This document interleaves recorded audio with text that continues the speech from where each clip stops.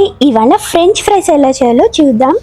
So మనకి జనరల్గా వింటర్లోని potatoes వస్తాయి కదా, వాటితోనే మనకి ఫ్రెంచ్ ఫ్రైస్ చాలా బాగా వస్తాయి.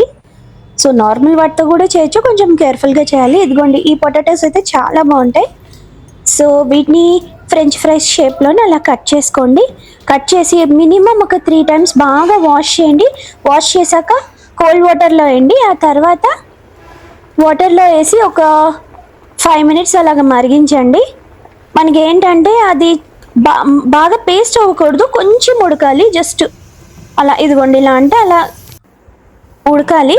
ఫుల్గా ఉడికిపోయి మెత్తగా అయిపోకూడదు. సో తర్వాత మీరు ఒక టవల్తో కానీ పేపర్తో కానీ వాటర్ని అంతటిని మనం తుడిచేయాలన్నమాట. తుడిచేసి నేను ఒక 1 hour ఆరబెట్టాను ఫ్యాన్ కింద. సో అదిగోండి, అంతే. డీప్ ఫ్రై చేసుకోవడమే. అయితే దీనికి మనం డబుల్ ఫ్రై చేస్తాం, అప్పుడే మనకి ఇంకా క్రిస్పీగా, లోపల సాఫ్ట్గా, టేస్టీగా వస్తాయి. మనం ఒకసారి చేసుకునే దానికన్నా డబుల్ ఫ్రై చేస్తే ఇంకా టేస్టీగా ఉంటుంది. సో మీరు కలర్ కూడా చూస్తున్నారు కదా. మనం బయట కొనే కన్నా హ్యాపీగా ఇంట్లోనే చేసుకోవచ్చు. ఇంకా నేనైతే కొంచెం సాల్ట్ వేసాను, మీరు కావాలంటే ఇంకా చిల్లీ పౌడర్ లేకపోతే పెప్రికా పౌడర్, ఇంకా చాలా సీజనింగ్స్ ఉంటాయి. ఇటాలియన్ సీజనింగ్ వేసుకోవచ్చు, మీ ఇష్టం, మీకు ఎలా నచ్చితే అలాగా.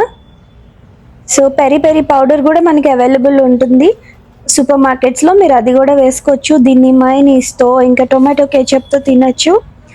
ఏంటంటే మీరు ఈ ఫ్రెంచ్ ఫ్రైస్ని చాలా విధాలుగా తయారు చేసుకోవచ్చు. సో తప్పకుండా ట్రై చేయండి. బాయ్.